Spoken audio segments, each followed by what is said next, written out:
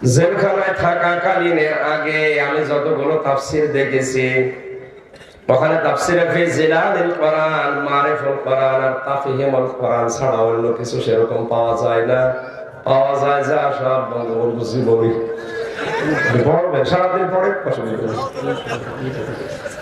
আমার কুষ্টিয়া হালসা বলে একটা জায়গা, গ্রামের বাড়ি। একবার মাগরিবের নামাজ পড়ছিলাম, কারেন্ট চলে গেল। হঠাৎ পাশ থেকে এক মুরব্বী বলছে, আজ যা কারেন্ট চলে গেল। নামাজ শেষ করে বললাম, মুরব্বী নামাজের ভেতরে বাইরে 13 ফরজ, আজ যা কোন ফরজ? বলে বাবাজি ওই যে কারেন্ট চলে গেল। আমার মুখ দিয়ে হঠাৎ করে বের হয়ে গেল, কি করবো?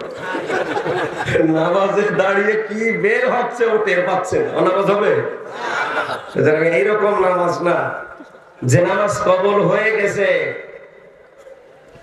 2 রাকাত নামাজ পড়তে কত মাসলা লাগে, এই মাসলাগুলো দিয়ে যারা সঠিকভাবে নামাজ আদায় করে খুশু নিয়ে, যাদের নামাজ অন্তত কবুল হয়ে গেছে, এরকম 500 রাকাত নফল নামাজের সওয়াব হয়। অন্যান্য অতিথিবৃন্দ, অনেকগুলো মানুষের নাম দেখতে পাচ্ছি। একটা করে যদি নাম বলে আর দোয়া করি, এমনি তো অনেক রাত হয়ে গেছে। আর আমার শরীর এবং কণ্ঠের যে অবস্থা, এই দোয়া করতে করতে দেখা যাচ্ছে কণ্ঠ বসে গেল। এই জন্য একবার দোয়া করে দিলাম, ওর হবে না রাখা জিকির। এই সম্মান মর্যাদা আমরা শুধু দুনিয়ায় চাই না, এটা যেন আখিরাতেও থাকে। সেই রকম কাজকর্ম করার তৌফিক আল্লাহ তাদের দান করুন, বলেন আমিন। এখানে এতক্ষণ পর্যন্ত যারা কথা বললেন কোরআন এবং হাদিস থেকে, বিশিষ্ট ইসলামী চিন্তাবিদ, মুফাসসির কোরআন, আমি যাদেরকে ভালোবাসি আল্লাহর জন্য, তার ভেতরে অন্যতম মাওলানা এম হাসিবুর রহমান হাসিব, সিলেট। আতাল্লাহু আমরাহু ওয়া বারাকাল্লাহু ফি হায়াতি, বলেন আমিন। কথা রেখেছেন মুফতি মাওলানা মাসুম বিল্লাহ ইবনে নাঈম। কথা রাখার কথা ছিল যাদের, মাওলানা হুসাইন আহমেদ মাহফুজ, মাওলানা ফায়জুল্লাহ হাবিবি। আল্লাহ আলেমদের কথাগুলো বাস্তবে আমল করার তৌফিক দিন, আমিন। এই মাহফিল করতে গিয়েছে যুবকরা, শ্রম দিয়েছে। যুবকদের যে মা পেটে নিয়েছেন, আল্লাহ যেন খাদিজাতুল কুবরার মতো কবুল করেন, আমিন। মঞ্চে বসা ওলামায়ে কেরাম, সামনে বসা মুসলমান ভাইরা, পর্দার আড়ালের সম্মানিতা মা এবং বোনেরা, প্রশাসনের ভাইরা, প্রাণপ্রিয় নারায়ণগঞ্জবাসী, আমরা আনন্দের সম্মান কামনা করেছি। কাদের জবাবদের? কাদের? একটা ক্লাস চলছে, আমরা দুইজনই এখানে বিশ্ববিদ্যালয় থেকে পাশ করা। আমাদের ক্লাসগুলো যখন স্যারেরা নেয় সর্বোচ্চ 45 মিনিট। 45 মিনিট হয়ে গেলে আর একটা ঘন্টা হয়, এরপরে নতুন স্যার এসে এই স্যার চলে যায়। আমাদের কি মনে হয় স্যারদের যোগ্যতা নেই, এই জন্য 45 মিনিট ক্লাস শেষ? বিশ্ববিদ্যালয়ে যারা স্যার হয়, বিভিন্ন দেশ থেকে যারা ডক্টরেট করে আসে, বিশেষ করে আমার ভার্সিটির ডক্টর লোকমান স্যার, আমার মনে হয় উনি যদি কোনো শব্দ নিয়ে গবেষণামূলক ভাবে ক্লাস নেয়, 45 মিনিট না 45 ঘন্টা গেলেও বুঝবেন না যে আসলে ক্লাস হচ্ছে কি। সময় যে কখন চলে যায় কিছুটা পাওয়া যায় না। এত জ্ঞান আল্লাহ তাকে দিয়েছে। ডক্টর হিজবুল্লাহ, এই মানুষগুলো কি সর্বোচ্চ 45 মিনিটের উপরে ক্লাস নিতে দেয় না কেন? কারণ মানুষের এই মেধা, এই কথা ধরার একটা লিমিট আছে। মানে প্রায় 1 ঘন্টা 15-20 মিনিট কথা বললেন, আমারও হয়তো ঘন্টা খানিক বলা লাগবে যদি শরীর সাপোর্ট করে। জানের ভেতরে যে 3 বছর ছিলাম, কি খেয়েছি না খেয়েছি আল্লাহ জানে, আর ওই ওরা জানে। সবচাইতে ঝামেলা হচ্ছে খাবারের। আমরা ছিলাম যেহেতু হাই সিকিউরিটিতে, মানে বাইরের খাবার ঢুকতে দেয় না। তো রোগ শোক হলে সব রোগের এক ঔষধ, যে রোগের কথা বলে প্যারাসিটামল নাই না। 3 বছরে এই দিয়ে ভেতরের কল কব্জা সব নষ্ট করে দিয়েছে। এখন স্বাভাবিক হতে সময় লাগছে। কিন্তু আপনারা তো ছাড়েন না। আমি মনে করলাম আরো কিছুদিন পরে শুরু করি, না আশা লাগবে। এই যে এসে আমার এখন শরীর চলছে। এমনি তো আমি তো আর মাওলানা মামুনুল হকের মতো এরকম সিংহ পুরুষ না, আমার শরীরই চলে না। তো দাঁড়িয়ে দোয়া চাচ্ছে, একদিকে আমি মুসাফির, আর একদিকে অসুস্থ, আর একদিকে আমি মজলুম। এখন আমি যেখানে যাই তাই সেখানে কিরামান কাতিবের আগে হাজির হয়ে যায়। সেখানে কত আছে আল্লাহ জানে। জিবরাইল মিকাইল তো বিভিন্ন কায়দায় হুজুর এই বলবেন, এই বলবেন, এটা বলবেন না, এটা বলবেন না আছে। আমরা কোরআন যখন সামনে নিয়ে পড়ি তখন আর কি বলবো না বলবো আপনার কথা মনে থাকে না, মনে হয় আমাদের রবের কথা। এই জন্য আমরা কোরআন যখন সামনে নিয়েছি, আজকের আলোচনার বিষয় হচ্ছে ইব্রাহিম আলাইহিস সালামের জীবনের 50টা পরীক্ষা আমাদের জীবনের সাথে জাতির পিতার সন্তান হিসাবে আমরা মিলাবো। আমাদের জাতির পিতা যিনি, আল্লাহ ঘোষণা দিয়েছেন যার নাম মিল্লাতা আবিকুম ইব্রাহিম ওয়া সাম্মাকুমুল মুসলিমিন, তিনি তোমাদের জাতির পিতা, তিনি তোমাদের নাম মুসলিম রেখেছেন। হওয়ার ফাইল দুইটা, হয় আল্লাহ তাআলা না ইব্রাহিম নবী। আমাদের বাবা আমাদের নাম রাখেন, আয়াত থেকে প্রমাণ হয় সন্তানের উপরে যতগুলো দায়িত্ব আছে বাবার, তার অন্যতম হচ্ছে সন্তানের নাম রাখা, তা অর্থবোধক। আমাদের নাম মুসলিম, আমরা কি মুসলিম মানে আত্মসমর্পণকারী। আমাদের বাবা যেমন আত্মসমর্পণ করেছিল, ইদ ক্বালা লাহু রাব্বুহু আসলিম ক্বালা আসলামতু লিরাব্বিল আলামিন। আল্লাহ যখনই বললেন আত্মসমর্পণ করো, গাছের ডালে বসে কোড়াল দিয়ে কাঠ কাটছিলেন, আল্লাহ বলেন আত্মসমর্পণ করো। তিনি বলেন আমি এখানে কি করে করবো? আল্লাহ বলেন খাতনা করো। ওখানে বসে খাতনা করে বলেছিলেন ক্বালা আসলামতু লিরাব্বিল আলামিন, আমি মহান বিশ্বের প্রভু, তার কাছে মাথা নত করে সারেন্ডার করে ফেললাম। আমরা সন্তান হিসাবে যেন এভাবে জীবন চালাতে পারি, আমিন। কোরআনে কারীম উপস্থাপন করার কিছু ধরন আছে। এটা তো আর মমতাজের কনসার্ট না যে একটা দেহ দলিয়ে দিলাম, অনেক কিছু থাকে দোলানোর, তো কিছুই নেই, দোলাবো কি? সুতরাং এটা দেখো তাফসীর কোরআন মাহফিল লিখে দিয়েছে। আমরা তাফসীর আকারে কথা বলবো, তেলাওয়াতকৃত আয়াত সূরা বাকারার 124 নম্বর আয়াত থেকে ইনশাআল্লাহ। কিভাবে উপস্থাপন করা লাগে আল্লাহ শিখিয়েছে, খুব মনোযোগ সহকারে শুনবে। কোরআনের কোন শব্দ বোঝার জন্য যদি কেউ 1 ঘন্টা চেষ্টা করে, নবীজি বলেন ও যদি নাও বোঝে তাও 500 রাকাত নফল নামাজের সওয়াব হবে। এটা এখন একটা ইবাদত। এটা কি ইবাদত? ইবাদত মনে করে আপনি ওইভাবে যেভাবে ইবাদত করা লাগে। নবীজি বলেন ইবাদতে মানুষ যখন দাঁড়ায় সে যেন মনে করে আল্লাহ আমাকে দেখছে, আমি আল্লাহকে দেখতে পাচ্ছি। যদি আমি দেখতে নাও পাই, এই বিশ্বাস নিয়ে ইবাদত করা লাগবে যে অবশ্যই আল্লাহ আমাকে দেখতে পাচ্ছে। এখানে যদি এই মনে করে বসেন যে আল্লাহ আমার দিকে তাকিয়ে আছে, আপনি গল্প করবেন? এদিকে ওদিকে তাকাবেন? সব বন্ধ করে দেন। আমার কুষ্টিয়া হালসা বলে একটা জায়গা, গ্রামের বাড়ি। একবার মাগরিবের নামাজ পড়ছিলাম, কারেন্ট চলে গেল। হঠাৎ পাশ থেকে এক মুরব্বী বলছে আজ যা কারেন্ট চলে গেল। নামাজ শেষ করে বললাম মুরব্বী, নামাজের ভেতরে বাইরে 13 ফরজ, আজ যা কোন ফরজ? বলে বাবাজি ওই যে কারেন্ট চলে গেল। আমার মুখ দিয়ে হঠাৎ করে বের হয়ে গেল, কি করবো? নামাজে দাঁড়িয়ে কি বের হচ্ছে ও টের পাচ্ছে না, নামাজ হবে?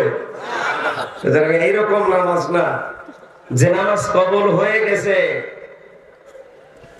2 রাকাত নামাজ পড়তে কত মাসলা লাগে, এই মাসলাগুলো দিয়ে যারা সঠিকভাবে নামাজ আদায় করে খুশু নিয়ে, যাদের নামাজ অন্তত কবুল হয়ে গেছে, এরকম 500 রাকাত নফল নামাজের সওয়াব হয়। সুবহানাল্লাহ। অ্যাক্টিভ হওয়া লাগবে আরো বেশি। সাহাবায়ে কেরাম কোরআনে কারীম যখন শুনতেন, পাখি এসে তাদের পিঠের উপরে মাথার উপরে বসে মনে করতো গাছের উপরে বসলাম, আর আপনারা কথা বলছেন, চুপ করেন। আলহামদুলিল্লাহ। সূরা আরাফের ভেতরে আল্লাহ ধরন দিচ্ছেন, কিতাবুন উনজিলা ইলাইকা ফালা ইয়াকুন ফি সাদরিকা হারাজুম মিনহু লিতুনযিরা বিহি ওয়া যিকরা লিল মুমিনিন। আল্লাহ পাক বলেন, এই একখানা কিতাব যেটা আপনার পথে আমি আল্লাহ নাযিল করেছি, এই কিতাব দিয়ে আপনি মানুষদেরকে সতর্ক করবেন। যখন এই কিতাব দিয়ে মানুষদেরকে সতর্ক করবেন, আপনার মনের ভেতরে যেন কোনো সংকীর্ণতা, সংশয়, সন্দেহ এগুলো কাজ না করে। ওয়াজিকরা লিল মুমিনিন, এ কোরআন আমার মুমিন বান্দা বান্দীদের জন্য উপদেশ। সুবহানাল্লাহ। হারাজুন শব্দের ব্যাখ্যা, জেলখানায় থাকাকালীনের আগে আমি যতগুলো তাফসীর দেখেছি, ওখানে তাফসীরে ফি জিলালিল কোরআন, মারিফুল কোরআন আর তাফহিমুল কোরআন ছাড়া অন্য কিছু সেরকম পাওয়া যায় না। পাওয়া যায় যা সব বঙ্গবন্ধু জীবনী পড়বেন, সারাদিন পড়ে। আল্লামা মামুনুল হক, আল্লামা শাখাওয়াত হোসেন রাজি, এই দুইজন আলেম আমার দুই পাশে ছিল। মাঝখানে আমি সারাদিন ওনাদের সাথে থেকে আমি যতটুকু ওনাদের কাছ থেকে পাওয়ার চেষ্টা করেছিলাম, হারাজুন শব্দের ব্যাখ্যায় আমি তাফসীর থেকে দুইটা বিষয় আমার এই মেধায় নিতে পেরেছি। আল্লাহ পাক বলেন, নবী আপনি যখন কোরআন দিয়ে সতর্ক করতে যাবেন, নারায়ণগঞ্জবাসীকে মনে করেন, তখন হয়তো অনেকে আপনার বক্তব্য বিবৃতি শোনার পরে না বুঝে বিরোধিতা করতে পারে। এরকম মানুষ আছে না? আমি যেটা বোঝাতে চাচ্ছি কোরআন দিয়ে, হয়তো ওইটা উনি না বুঝে উল্টা বুঝে বিরোধিতা করতে পারে। দ্বিতীয় নম্বরে, আপনি যখন কোরআন দিয়ে তাফসীর পেশ করবেন, তাফসীর শব্দের শাব্দিক অর্থ খুলে ফেলা। কি কথা? খোলস দিয়ে ঢাকা আছে, খোলক উন্মুক্ত করা। চাদর দিয়ে ঢাকা আছে, চাদর ফেলে দেওয়া। এই সমাজে আবহমান কাল থেকে অনেক নিয়ম নীতি ইসলাম মনে করে অনেকে পালন করে আসছে। আপনি যখন সঠিক তাফসীর তুলে ধরবেন, তখন ওইগুলো মানানো ইবাদত টিকবে না। কথা বলেন। এই যে আবহমান কাল থেকে যারা ইবাদত মনে করে ওইটা করে আসছে, কোরআনের তাফসীর করলে ওইগুলো যখন মিলবে না, ওই মানুষগুলো তখন মন খারাপ করতে পারে। এতদিন যারা আপনাকে হাদিয়া দিত, তোহফা দিত, নজর নিয়াজ দিত, ওইগুলো বন্ধ হয়ে যাওয়ার সম্ভাবনা আছে। এই জন্য আল্লাহ পাক বলেন, হে নবী আপনি ওই দিকেও খেয়াল করবেন না, আপনি খেয়াল করবেন দাওয়াত দেওয়ার সময় আমি আল্লাহর দিকে। সুতরাং কোরআন উপস্থাপন করার যে দুইটা ধরন বললাম, এই দুইটা সামনে রেখে কে বেজার হবে, কে হাদিয়া তোহফা বন্ধ করে দেবে, কে খুশি হবে, ওই দিকে না। মহান আল্লাহ নবীকে ডাক দিয়ে বলেছিলেন, ইয়া আইয়ুহার রাসূল বাল্লিগ মা উনজিলা ইলাইকা মির রাব্বিক ওয়া ইল্লাম তাফআল ফামা বাল্লাগতা রিসালাতা আল্লাহু ইয়াসিমুকা মিনান নাস ইন্নাল্লাহা লা ইয়াহদিল কওমাল কাফিরিন। সূরা মায়েদা 6 নম্বর পারা 18 নম্বর পৃষ্ঠা 11 নম্বর লাইনের 67 নম্বর আয়াতে আছে। আমি যত তাফসীর আয়াতের সাথে মিলিয়েছি প্রায় 42টা পর্যন্ত আমার মনে পড়ছে। সব মুফাসসির এই আয়াতের ব্যাপারে একমত। হে রাসূল আপনি তাবলীগ করেন। বাল্লিগের আমর আল্লাহর আদেশ, এটা বান্দার জন্য নফল না ফরজ? আর জোরে বলেন বলেন। সুতরাং তাবলীগ করা ফরজ। এখন আপনি তাবলীগ করবেন কি দিয়ে? মা উনজিলা ইলাইকা মির রাব্বিক, আপনার রবের পক্ষ থেকে আপনার উপরে যেটা নাযিল হয়েছে, নারায়ণগঞ্জবাসী আমরা এক বাক্যে বলতে পারি, তার নাম কি? সুতরাং তাবলীগ যদি করা লাগে, প্রচার করা লাগে, প্রসার করা লাগে কিসের? আমার বাবার কথা প্রচার করা জায়েজ নেই, আমার দাদা কি করেছে ওটা বলার দরকার নেই, বলতে হবে আমার আল্লাহ কি বলেছে। তাবলীগ হবে কে দিয়ে? আরো জোরে। কোরআন দিয়ে যদি আপনি তাবলীগ না করেন, রিসালাতের যে গুরুত্বপূর্ণ দায়িত্ব আপনাকে আমি দিয়েছিলাম ওইটা যেন আপনি পালনই করেননি। আমি জানি কোরআনের তাবলীগ করতে গেলে বাধা আসবে, বিপত্তি আসবে, বিপদ আসবে, আমি আল্লাহ জানি। এইজন্য ইয়া ওয়াসিমুকা মিনান নাস, বাধা বিপত্তি বিপদ যত আসবে, ষড়যন্ত্র যত আসবে, আমি আল্লাহ আপনাকে মানুষের ষড়যন্ত্র থেকে বাঁচাবো। ইয়া ওয়াসিমু মুসারে, বর্তমান ভবিষ্যৎ, প্রেজেন্ট ফিউচার, শুধুমাত্র আপনাকে এখন না, তাহলে তো আমি ইয়া ওয়াসিমু দিতাম না। কিয়ামত পর্যন্ত যদি মানুষ কোরআনের তাবলীগ করতে গিয়ে বিপদে পড়ে, মুসিবতে পড়ে, ষড়যন্ত্রের শিকার হয়, অবশ্যই আমি আল্লাহ তাকে বাঁচাচ্ছি, বাঁচাবো। গ্যারান্টি কার বলেন তো? আল্লাহ। ইন্নাল্লাহা লা ইয়াহদিল কওমাল কাফিরিন, কোন কাফেরকে আমি আল্লাহ পথ দেখাই না। নারায়ণগঞ্জবাসী খুব খেয়াল করেন, এর ব্যাখ্যায় আমি হাদিস পেয়েছি, বিশ্বনবী জানিয়েছেন বাল্লিগু আন্নি ওয়ালাউ আয়া। কোরআনের ভাষা ছিল বাল্লিগ, আর নবীর ভাষা বহুবচন বাল্লিগু। তোমরা সবাই মিলে প্রচার করো, আন্নি আমার পক্ষ থেকে, ওয়ালাউ আয়া যদি একটা আয়াত জানা থাকে। নবীর এই আদেশটা উম্মতের জন্য নফল না ফরজ? বলেন বলেন। আল্লাহর আদেশ যেমন ফরজ, রাসূলের আদেশ আমাদের জন্য উম্মত হিসাবে মেনে নেওয়া ফরজ। কারণ শরীয়তের দলিল শুধু আল্লাহই দেননি বিধিবিধান, বিশ্ব নবীকে আল্লাহ সারে শরীয়ত প্রণেতা বানিয়েছিলেন। এজন্য শুধু এখানে আমি একা নেই, যত মানুষ নবীর উম্মত দাবি করবে তারা এই বাল্লিগু এর ভেতরে আছে। এ কারণে সবার জন্য দায়িত্ব হয়ে পড়েছে, একটা কথা জানা থাকবে, প্রচার করা লাগবে। কথা বলে না কেন? আমার যতটুকু আয়ত্ত আছে, আমার যতটুকু জানা আছে, ওইটাই প্রচার করা নামাজের মতো, রোজার মতো, পর্দার মতো ফরজ। আমি নামাজ যেমন ফরজ মনে করে পড়ি, রোজা যেমন ফরজ মনে করে রাখি, কোরআনের কোন বিষয় আমার জানা থাকলে ওইটা প্রচার করা, প্রসার করা ঠিক ওই রকম মনে করা ফরজ। আজ অনেকে আমরা জানি না কোরআন শরীফ, অনেকে এই ধারণা করে বসে আছে যে জানার নাম ইসলাম না, মানার নাম ইসলাম, এটা শয়তানি। কথা বলছেন? আপনি যদি না জানেন কি মানবেন? আপনি খেয়াল করেন তো, কোরআনে আল্লাহ নামাজের ফরজ আগে দেননি, যাকাতের ফরজ আগে দেননি, রোজার ফরজ আগে দেননি, হজের ফরজ আগে দেননি। সর্বপ্রথম যে ফরজটা দিয়েছেন সেটা হচ্ছে ইকরা, পড়েন। কি করেন? আপনি না পড়লে কিভাবে জানবেন? আবার অনেকেই, বিশেষ করে বাংলাদেশ, ভারত আর পাকিস্তান, এই তিনটা দেশে আমি যতটুকু গেছি, এদের ধারণা যে আমি জানি না তাই মানি না।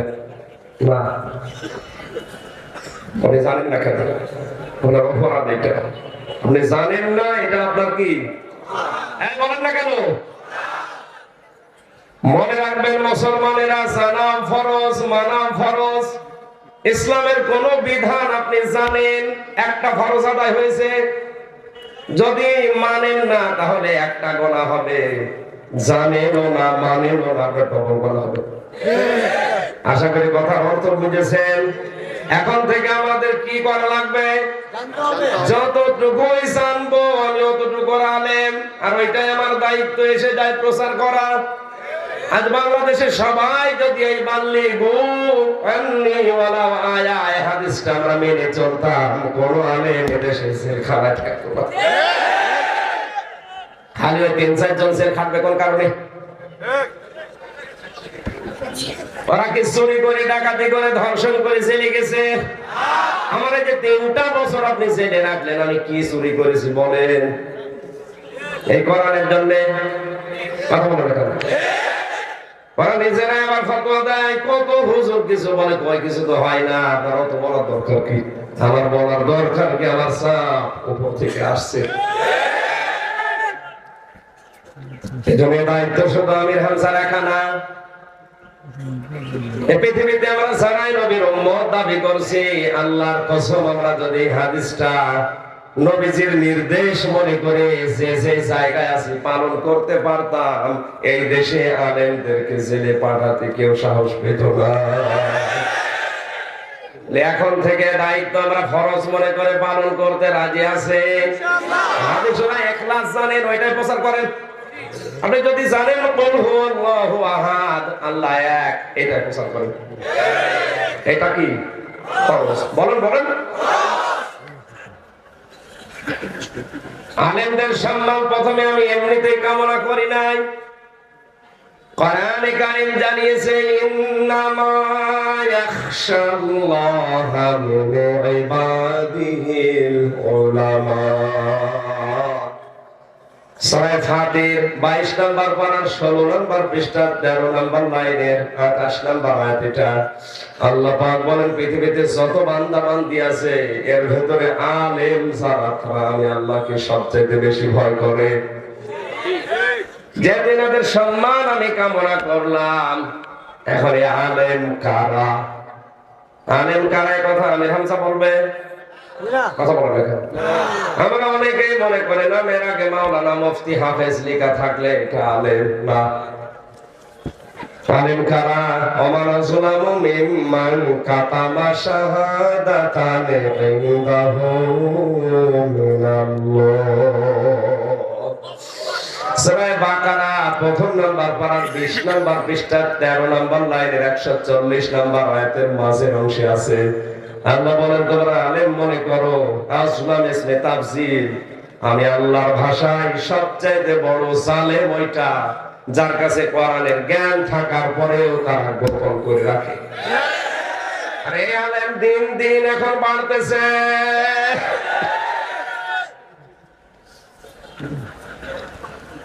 আলেম কারা? আলেমের সংখ্যায় আমি 3টা কথা পেয়েছি। 1 নম্বরে যারা আল্লাহর কালাম নিয়ে চিন্তা ভাবনা করে। দিন দিন এখন এই সংখ্যা কমে যাচ্ছে। কোরআনের কোন শব্দই বোঝে না, চিন্তা ভাবনা করবে কি? জেলখানায় যাওয়ার আগে 20 সাল পর্যন্ত আমি প্রায় 40 থেকে 42টা পর্যন্ত বিষয় আমি নতুন নতুন বের করতে পেরেছিলাম এই ছোট মাথা দিয়ে। আমার বয়সই তো এখন 31, 3 বছর বাদ দিলে থাকে কত? 28 বছরে যদি আমি এতগুলো বিষয় নজরে আনতে পারি, যারা আমার দাদার বয়সী তাদের তো কমপক্ষে 200টা বের করা দরকার। অধিকাংশ আলেমের নাম নিয়ে শুধু ভরে আর পান। পৃথিবীর প্রতিটি নবীর বুক ছিল বড়, পেট ছিল ছোট। আপনি নবীর ওয়ারিস, আপনার বুক নেই, শুধু পেট। দেওয়ান বাগের যে হুজুর, আমার মনে হয় মহিলারা বলে যদি দেখে লজ্জা পাবে, বলবে আল্লাহ সন্তান হয় আমাদের আর পেট হয় এর। আখেরি পেট ঘড়ি এত বড় উকুন মারা যায় ঘড়ির উপর। না না, আলেমদের কাজ গবেষণা করা। দায়িত্বে যারা আছেন, আমাদের মাননীয় প্রধানমন্ত্রী যে 564টা মসজিদ বানিয়েছে, মডেল মসজিদ, এখানে গবেষণাগার নতুন নতুন খুলছে। দায়িত্ব আমাদের এখন নেওয়া লাগবে, এখানে বসে যেন কোরআনের নতুন নতুন বিষয় আমরা জাতিকে উপহার দিতে পারি। ধন্যবাদ জানাই তাকে এই কাজটা অন্তত বাংলাদেশে করার জন্য। এদেশে লালন ইনস্টিটিউট তৈরি হয়, লালন গবেষণাগার তৈরি হয়। আমার বাড়ি লালনের পাশে, আমি দেখেছি কত মন এই নিয়ে গবেষণা। ওখানে আপনি যে দেখবেন মন মন গাঁজা পাওয়া যায়। সারা দেশ থেকে মানুষ যায়, ভক্ত যারা আসে, যারা কি করে যে পুলিশ পাহারা দেয় বলে গাঁজা খা। একবার যে দেখি রাত 9টার দিকে একজনকে দুধ খাওয়াচ্ছে, বললাম ভাই কি করে? বলে হুজুর আল্লাহর ওলি। আল্লাহর ওলি পোশাক আশাক কর। আমার বলছো যে পোশাক নেই, তাতে কি এর ভেতরে মাল আছে, মাল আছে, মাল যা আছে সব দেখা যাচ্ছে। এ মাল তো সবার আছে, নতুন মাল দেখা। ওকে মাল একরকম দেখা। সুতরাং গবেষণাগার খোলা দরকার নতুন নতুন করে, কোরআনের না লালনের? আলোচনা বলার কিসের? আলেম আল্লাহর কাছে ওইটা যে কোরআন নিয়ে চিন্তা ভাবনা করে, যতটুকু জানে ওইটা প্রচার করে। ইমাম আবু হানিফা এইটা করার কারণে 8 বছর জেলে ছিলেন। তিনি যতদিন কোরআন পড়েছিলেন সমস্যা ছিল না, যতদিন বুঝেছিলেন সমস্যা ছিল না, যতদিন মেনেছিলেন সমস্যা ছিল না। যখনই বলেছেন আমি এটা মানুষকে মানাবো, তখনই তার জেল হয়েছে 8 বছর। ইমাম মালিক রহমতুল্লাহ আলাইহি যতদিন পড়েছেন, বুঝেছেন, মেনেছেন, তার অবস্থা খারাপ ছিল না। যখনই বলেছেন এটা আমি মানুষকে মানাবো, তখনই তার রিমান্ড হয়েছে 42 দিন। আল্লামা শফি রহমতুল্লাহ আলাইহি, আহমেদ শফি, যার নাম আমরা তেতুল হুজুর দিয়ে দিয়েছি, তিনিও যতদিন পর্যন্ত কোরআন পড়িয়েছিলেন, বুঝেছিলেন, মেনেছিলেন, সমস্যা ছিল না। যেই বলেছে না কোরআনের নির্দেশ, আল্লাযীনা ইউযুনা রাসূলাল্লাহি লাহুম আযাবুন আলীম, যারা রাসূলকে কষ্ট দেয় বা দিচ্ছে, দেবে, তাদের জন্য যন্ত্রণাদায়ক শাস্তির ব্যবস্থা করবে কে?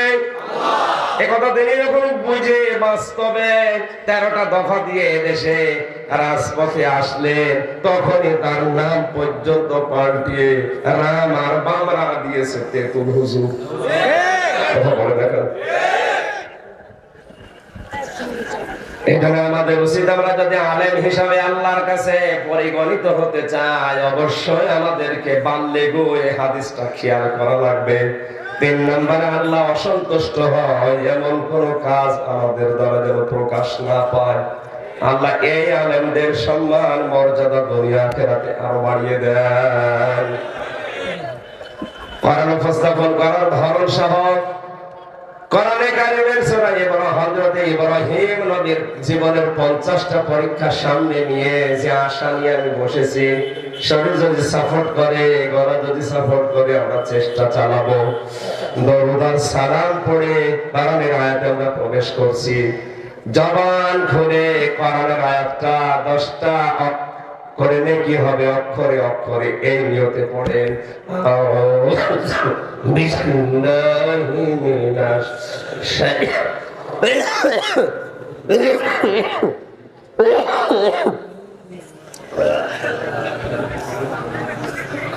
কিছু লাগবে না ভাই,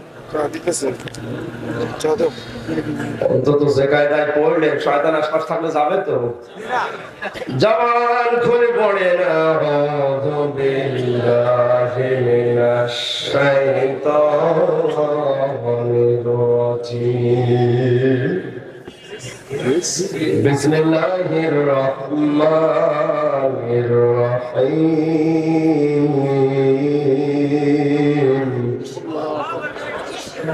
وَإِذِ ابْتَلَى إِبْرَاهِيمَ رَبُّهُ بِكَلِمَاتٍ فَأَتَمَّهُنَّ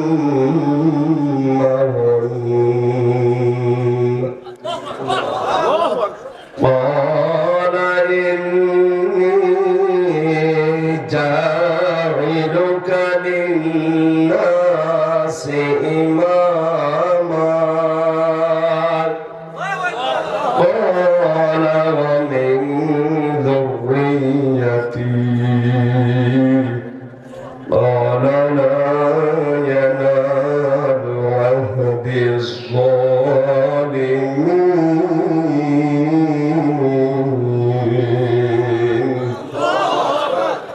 صدقت يا ربنا، হিরাত তুমি সত্য সূরা বাকারা 286টা আয়াত আছে, 40টা রুকু আছে, মাত্র একটা আয়াত আমরা পড়েছি। আমার মেধার ভেতরে আল্লাহ আয়াত সম্পর্কে যত তথ্য দিয়েছে আমি চেষ্টা চালাবো ডেলিভারি দেওয়ার। আল্লাহ বলেন, স্মরণ করেন হে নবী ওই সময়ের কথা যখন আমার নবী ইব্রাহিম আলাইহিস সালামকে আমি আল্লাহ পরীক্ষা নিয়েছিলাম। এই যে পরীক্ষা, সিলেবাসের দিকে তাকান, এই শব্দটা কিন্তু এখন যারা দায়িত্বে আছে এরা তুলে দিতে চাচ্ছে। এখন যে সিস্টেম গুলো দিয়ে সিলেবাস বানানো হচ্ছে, পরীক্ষা এখন আর সামনে লাগবে না। অথচ পরীক্ষা দেওয়া ছাড়া উপরে ওঠা পৃথিবীর কোন নিয়মে সম্ভব না। আপনি যদি পরীক্ষা না দেন 4 থেকে 5-এ উঠতে পারবেন? আরো জোরে। এই সিস্টেম করে আপনি জাতিকে কোন দিকে নিয়ে যাচ্ছেন? এই জাতিকে উপরে তুলতে হলে জীবনে প্রতি পদে পদে ইব্রাহিম নবীর মতো পরীক্ষা দেওয়া লাগবে। আর সেই সিস্টেম গুলো এখন তুলে দিয়ে এমন এমন জিনিস লাগানো হচ্ছে, ডিম ভাজা শেখায়, ব্যাঙের নাচ শেখায়। আশ্চর্য লাগে এগুলো দেখলে। আল্লাহ পাক বলেন আমার নবী ইব্রাহিম আলাইহিস সালামকে আমি জীবনে প্রতি পদে পদে পরীক্ষা করেছিলাম। وَلَنَبْلُوَنَّكُمْ بِشَيْءٍ مِّنَ الْخَوْفِ وَالْجُوعِ وَنَقْصٍ مِّنَ الْأَمْوَالِ وَالْأَنفُسِ وَالثَّمَرَاتِ وَبَشِّرِ الصَّابِرِينَ।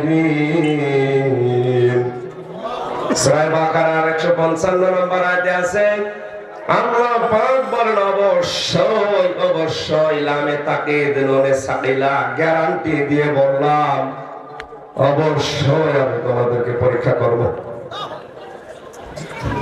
পরীক্ষা করব তোমাদের শাইইন মিনাল খাউফি, ভয় দিয়ে। আর সবাই আমাদেরকে ভয় দেখাচ্ছে, এই কথা বলা লাগবে।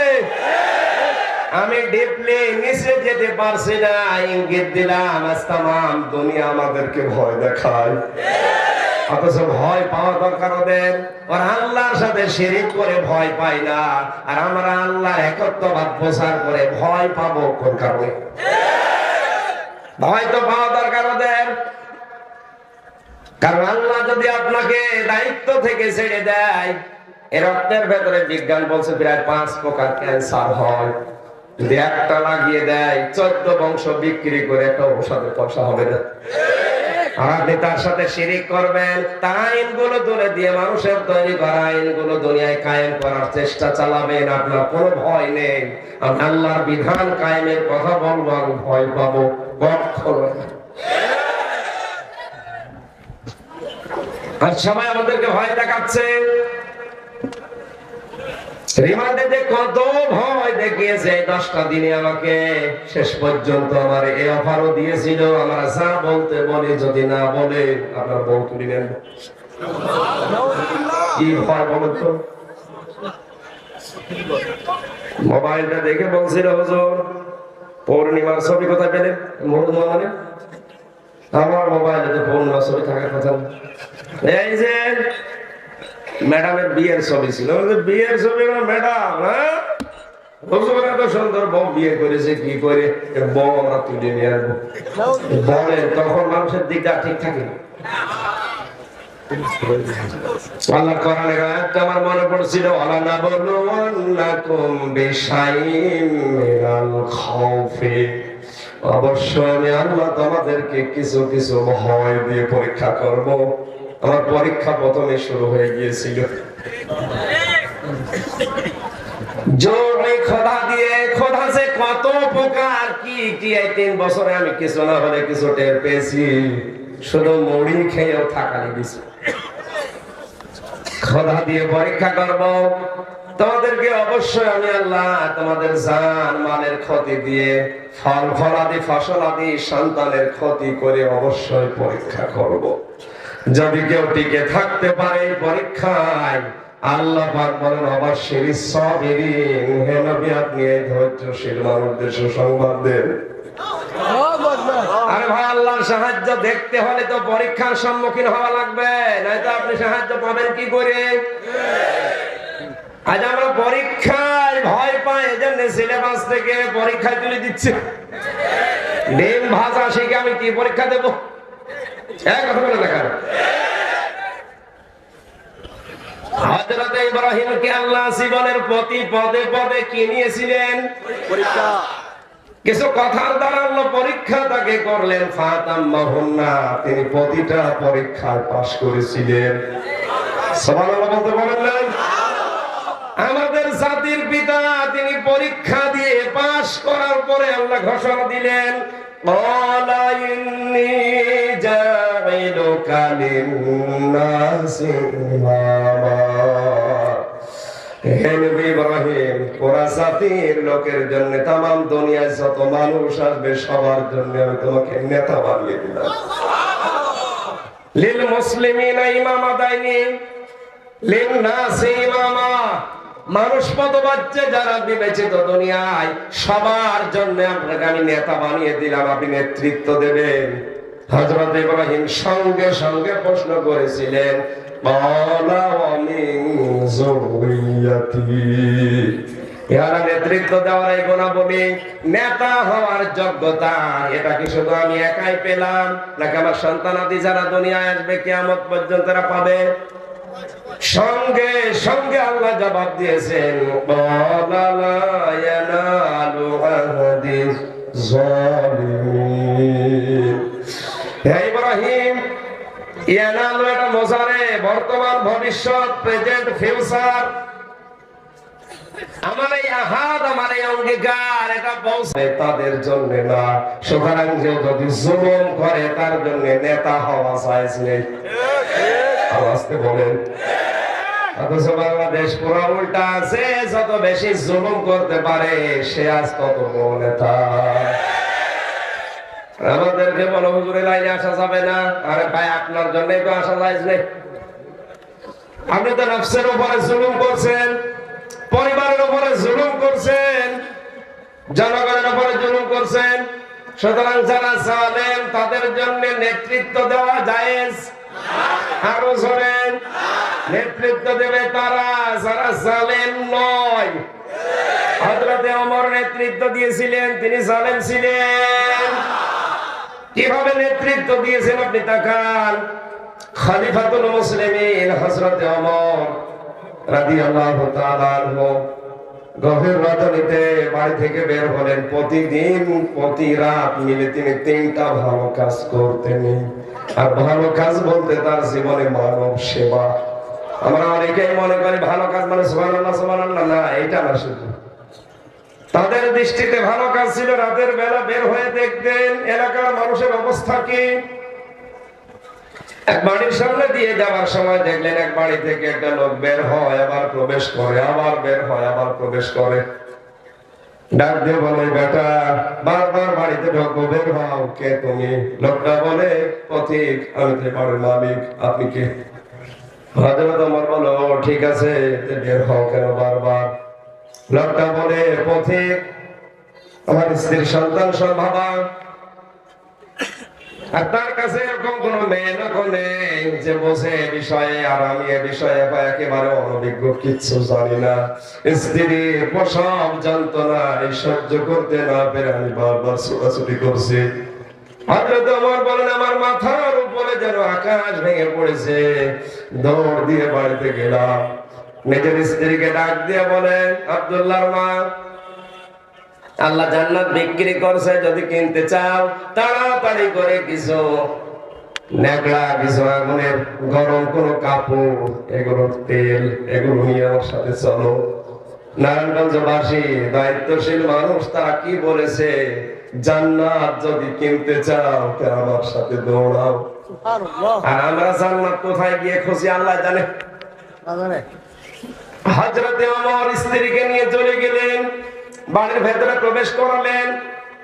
কিছুক্ষণ পরে আওয়াজ এলো, খলিফাতুল মুসলিমিন, আপনার বন্ধুকে সুসংবাদ দেন, তার একটা পুত্র সন্তান হয়েছে, ছেলেটাও সুস্থ আছে, মাও সুস্থ আছে। হযরত ওমর বলেন, আলহামদুলিল্লাহ, আর লোকটা বলে ইন্না লিল্লাহ। খলিফা ডাক দিয়ে বলে, আপনি কেন সন্তান হওয়ার কথা শোনার পরে ইন্না লিল্লাহ পড়লেন? লোকটা হাত চেপে ধরে বলে, খলিফা আমি তো বুঝতে পারি না আপনি কে, দয়া করে আমারে মাফ করে দেন, আমার জন্য আপনি দৌড়াদৌড়ি করলেন। রাতের বেলা যে মেয়ে লোকটাকে সাথে নিয়ে এসেছিলেন আমার স্ত্রীর খেদমত করানোর জন্য, পকেট থেকে কিছু দিরহাম বের করে টাকা দিয়ে বললেন, এই টাকাটা ওই নার্সকে, সেবিকাকে আপনি দিয়ে দেবেন। হযরত ওমর বলে, ভাই রাতের বেলা আপনার স্ত্রীর খেদমত করার জন্য যে মেয়ে লোকটাকে নিয়ে এসেছি, ওটা পেশাদার কোনো নার্স না, ওটা সেবিকা না, ওটা ধাত্রী না, ওটা আমার নিজের স্ত্রী। বাংলার মুসলমানেরা আজ কোন মেম্বার কে এরকম পাওয়া যায়? কথা বলেন। এই নাম নেতা। নেতৃত্ব দিতে হলে এই গুণগুলো অর্জন করেন, কারণ জালেমদের জন্য নেতৃত্বের স্থানে থাকায় জায়েজ নেই। হযরত ইব্রাহিম আলাইহিস সালামকে আল্লাহ আয়াতের ভেতরে বলেন, আমি যে তাকে ইযিবতালা ইব্রাহিম রাব্বুহু, তাকে যে পরীক্ষা করলাম, কমপক্ষে তার জীবনে বড় বড় পরীক্ষা ছিল 50টা। কয়টা? এক নম্বরে আমি তাকে পরীক্ষা করেছিলাম তার ঈমান সম্পর্কে 10টা, দ্বিতীয় নম্বরে তার আমল সম্পর্কে 30টা, 3 নম্বরে তার ফিতরাত বা স্বভাব সম্পর্কে 10টা, সব মিলিয়ে 50টায় তথ্য আছে মারিফুল কোরআনে আর তাফসীরে হাক্কানিতে। আমি দলিলগুলো লিখে এনে বলছি এই কারণে যেন পেতে আপনার সহজ হয়। হযরত ইব্রাহিম নবী আলাইহিস সালামকে আল্লাহ প্রথমেই পরীক্ষা দিয়েছিলেন, তিনি তারকা, চন্দ্র এবং সূর্যের দ্বারা পরীক্ষিত হয়েছিলেন। বিস্তারিত যেহেতু 12টা পর্যন্ত বলা, আমার গলা তো এখন ব্যথা হয়েছে, সাফাটা করবেন আসলে, এজন্য তাড়াতাড়ি এগুলো তথ্যগুলো আগে বলি নেই। এরপরে আল্লাহ পরীক্ষা করেছিলেন তার ঘরের যে বাধা ছিল সেখান থেকে উত্তীর্ণ হওয়া। 2 নম্বরে সবচেয়ে বড় বাধা হয়েছিল তার কাছে তার বাবা আজর। এরপরে পরীক্ষা করেছিল আল্লাহ তার সমাজের বাধার মাধ্যমে, এরপরে পরীক্ষা করেছিল রাষ্ট্রের বাধার মাধ্যমে, এরপরে আল্লাহ তাকে বনবাস দিয়েছিলেন, এরপরে তাকে হিজরত করিয়েছিলেন। সন্তান জবাই করার যে বিশাল কঠিন অগ্নি পরীক্ষা মানুষের জীবনে, এই মরণের আগ পর্যন্ত তার মাথায় যে চলছিল, উনি তৈল ব্যবহার করতেন জয়তুনের। জোরে বলেন সুবহানাল্লাহ। এরপর হযরত ইব্রাহিম আলাইহিস সালামের এই শরীরের ভেতরে ফিতরাত তার স্বভাব ছিল, তিনি খতনা করেছিলেন। আজ এইটাকে অনেকে অনুষ্ঠান করার মাধ্যমে দেরি করে ফেলে। 20 বছর ছেলের বয়স, মুসলমানই দেয় না। কি চাচা, এত বড় ছেলে মুসলমানই দেননি, টাকা পাবো কোথায়? ছেলেরও টাকা নেই, আমার টাকা নেই। একটা ছেলে মুসলমানে দিতে কয় টাকা লাগে? 500 টাকা দিলে গোড়া থেকে কিনে বাদ দিয়ে দিবে। 100 টাকা দিলে আগে কিনে দেয় 500। ওই ধান নাও মুসলমানে দিয়ে অনুষ্ঠানই করবে আর টাকা তুলবে না, এছাড়া এসব নেই। নিজের টাকা নেই, এই জন্য ব্যাংক থেকে, এনজিও থেকে 50,000 টাকা লোন নিয়ে 3 দিন মাইকিং করছে আমার 20 বছরের তাগড়া ছেলে মুসলমান। শেষে টাকা পয়সা কম ওঠে না, ভালো উঠেছে। 4 দোকানে বসে গপে হাসতেছে, লোকজন বলে চাচা এত খুশি। বাবাজি জানতাম না যে ব্যবসায় এত লাভ, মনে হচ্ছে মুসলমানি আমি আরেকবার দিই। কি ব্যবসা বেশ, এটা না মুসলমানি। ইসলামের কোন বিধানকে কেউ যদি ঠাট্টা বিদ্রুপ ফ্যাশন হিসাবে গ্রহণ করে, সঙ্গে সঙ্গে ঈমান নষ্ট হয়ে যায়। এটা সূরা আরাফ 8 নম্বর পারার 15 নম্বর পৃষ্ঠার 15 নম্বর লাইনে আছে, 51 নম্বর আয়াত। আল্লাযীনা তাখাযু দীনাহুম লাহওয়া ওয়া লাইবা ওয়া গাররাতুহুমুল হায়াতুদ দুনিয়া। দলিলগুলো লম্বা করে আমি বলতে পারছি না, তাফসীরে যাব তো কষ্ট হচ্ছে আপনাদের। এরপরে নাভির নিচে লোম 40 দিনের আগে পরিষ্কার করাই লাগবে। ঢেলা কলুপ ব্যবহার করা লাগবে, নখ কাটা লাগবে, বগল পরিষ্কার করা লাগবে। হযরত ইব্রাহিম আলাইহিস সালামের ফিতরাত সম্পর্কে যে তথ্যগুলো আমি কিছু না কিছু পেয়েছি, এবার আমি ব্যাখ্যায় যাচ্ছি। ঈমান সম্পর্কে তাকে যে 10টা পরীক্ষা নিয়েছিলেন, 10টা পরীক্ষায় তিনি বাধা পেয়েছিলেন। এজন্য ঈমানদারকে আল্লাহ বিনা পরীক্ষায় কিছু দেন না। আলিফ লাম মিম আহসিবান নাসু আন ইউতরাকু আইয়াকুলু আমান্না ওয়া হুম লা ইফতানুন। জোরে বলেন আল্লাহু আকবার। আল্লাহ পাক বলেন, মানুষ কি ধারণা করে, মনে করে যে এমনি এমনি তারা ছাড় পেয়ে যাবে, ঈমান এনেছে কথা বললেই তাদেরকে ছেড়ে দেব? কখনোই না। অবশ্যই আমি আল্লাহ তাদেরকে পরীক্ষা করব। সুতরাং দুনিয়াতে ইসলামের উপরে টিকে থাকতে গিয়ে যার যত বেশি পরীক্ষা আসবে, তার মর্যাদা আল্লাহর কাছে তত বেশি। ঈমানের উপরে টিকে থাকতে গিয়ে হক পথে চলার কারণে যে সমস্ত আলেমগুলো অন্ধপ্রকোষ্ঠে পড়ে আছে, তার একবার সুবহানাল্লাহ আর আমির হামজার 100 বার সুবহানাল্লাহ সমান না। এখন যদি বলেন এই তথ্য কোথায় পেয়েছেন? সূরা হজ 17 নম্বর পারা 15 নম্বর পৃষ্ঠা 7 নম্বর লাইনে আছে, 37 38 নম্বর আয়াত। দলিলগুলো লম্বা করতে পারছি না, বাড়ি যেয়ে শুধু মিলাবেন, মোবাইলে তুলে নেন। আল্লাহ তাআলা বলেন,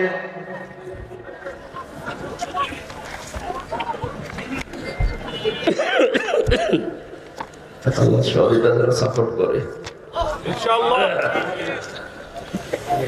الذين إذا ذكر الله وجلت قلوبهم والصابرين على ما أصابهم والمقيم الصلاة ومما رزقناهم ينفقون। আল্লাহ পাক এখানে 4টা কথা লাগিয়েছেন, খুব ভালো করে শুনবেন। অনেকের হয়তো কথা শোনার পরে ধারণা ছিল, কি বললো যে যারা অত্যাচারিত, নির্যাতিত, যারা পরীক্ষায় আছে তাদের একবার সুবহানাল্লাহ আর আমি বসে বসে আরামে বলি গাছতলায় বসে সুবহানাল্লাহ 100 বার সমান হবে। হ্যাঁ, কেন হবে? আল্লাযীনা ইযা যুকিরাল্লাহ, যখন তাদের সামনে আল্লাহর নাম উচ্চারণ হয়, আজিলাত কুলুবুহুম, তাদের অন্তরাত্মা কেঁপে ওঠে, অসসাবিরিনা আলা মা আসাবাহুম, তারা ধৈর্য ধারণ করে তাদের উপরে আপতিত বিপদে। আপনার উপরে বিপদই নেই, আপনি আরামে টাকা জানা হাযুল্লি মিনার রাহমা। আল্লাহ বলেন, তোর ডানার হাত যেটা আছে, ওয়াকফির খফজুন শব্দের শাব্দিক অর্থ হচ্ছে ডাউন, ফল করা। শুধু ডাউন করা না, ফল করে দেওয়া। আল্লাহ জানা এখন ডানা শব্দটা এখানে নিয়েছেন, বালাগাত মানতে গেলে একটা চ্যাপ্টার আছে, এটাকে খেয়াল করেন আলেম যারা, তাদের মাথা ঘুরে যাবে। কেন আল্লাহ পাখির ডানা নিলেন? আমাদের তো কোনো ডানা নেই, আছে? আমাদের কি আছে?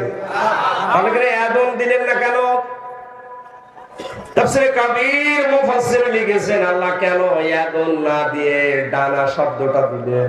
কারণ আদমের ভেতরে ক্ষমতা, শক্তি, পাওয়ার, শক্ত মজবুত কিছু থাকে, আর ডানার ভেতরে মোলায়েম পর থাকে।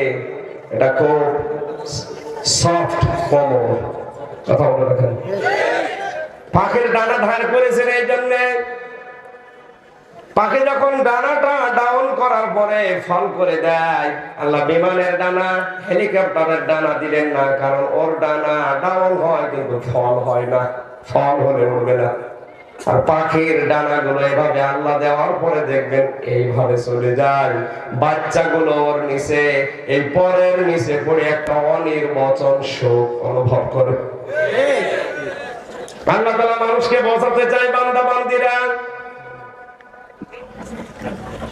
তোর মা বাবা যখন শেষ বয়সে এসে যাবে, অন্তত সে যেন মনে করে আমার হামজা থাকতে অন্তত আমার আর কোনো চিন্তা নেই।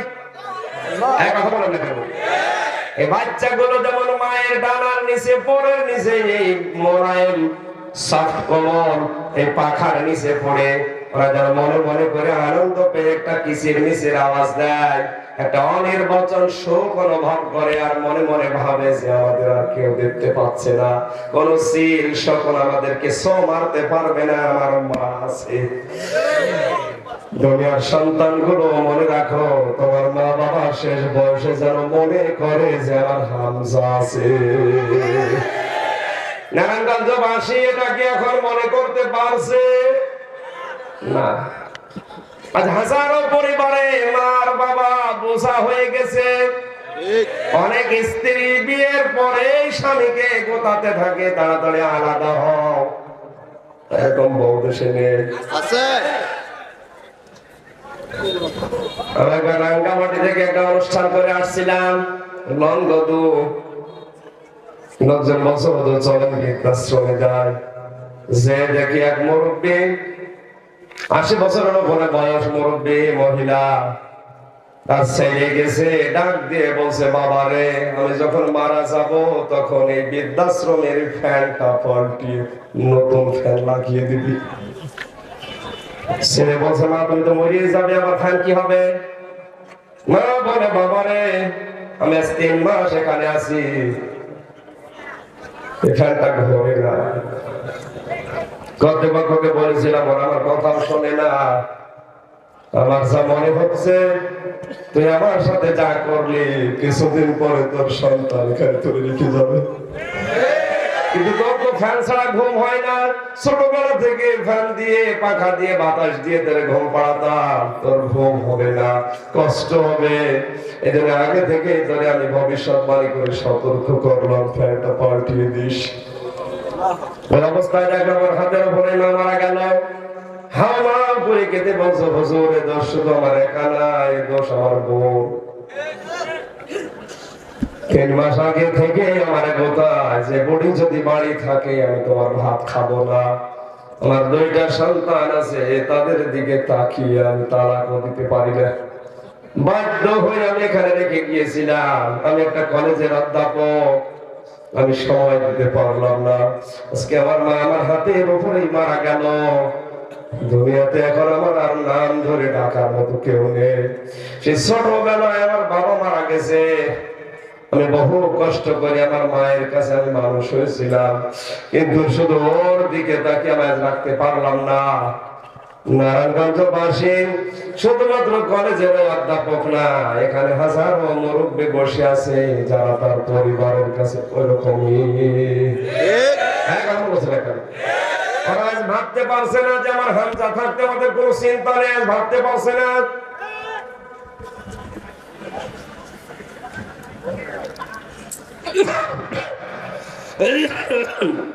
আলহামদুলিল্লাহ সুবহানাল্লাহ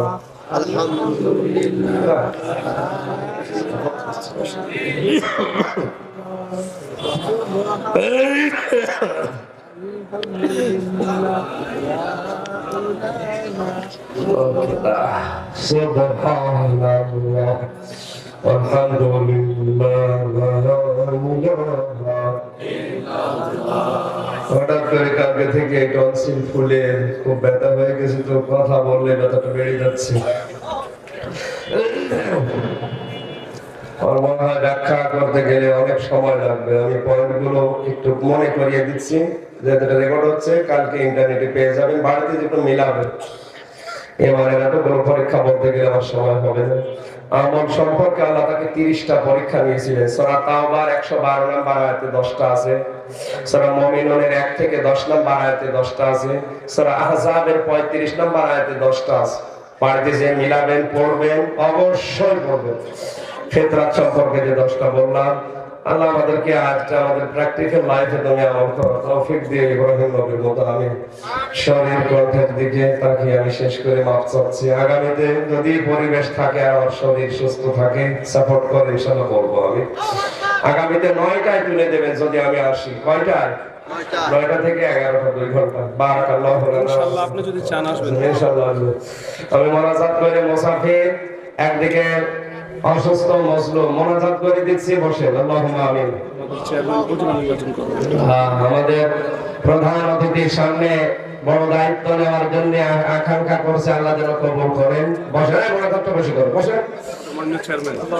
ربنا ظلمنا أنفسنا وإن لم تغفر لنا وترحمنا لنكونن من الخاسرين رب العالمين তোমার কুদরতের নজর নারায়ণগঞ্জ বন্দর ঢাকার দিকে নিক্ষেপ করো।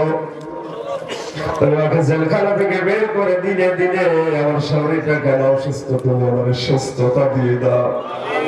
সহজ সরল ভাষায় তোমার কোরআনের কথাগুলো বান্দা বান্দীদেরকে আমি শোনাতে পারি, সেই তৌফিক আমাকে ভিক্ষা দাও। আমার কণ্ঠটা, আমার শরীরটা, আমার যোগ্যতা, আমার এনে তুমি মেহেরবানি করে ভিক্ষা দাও।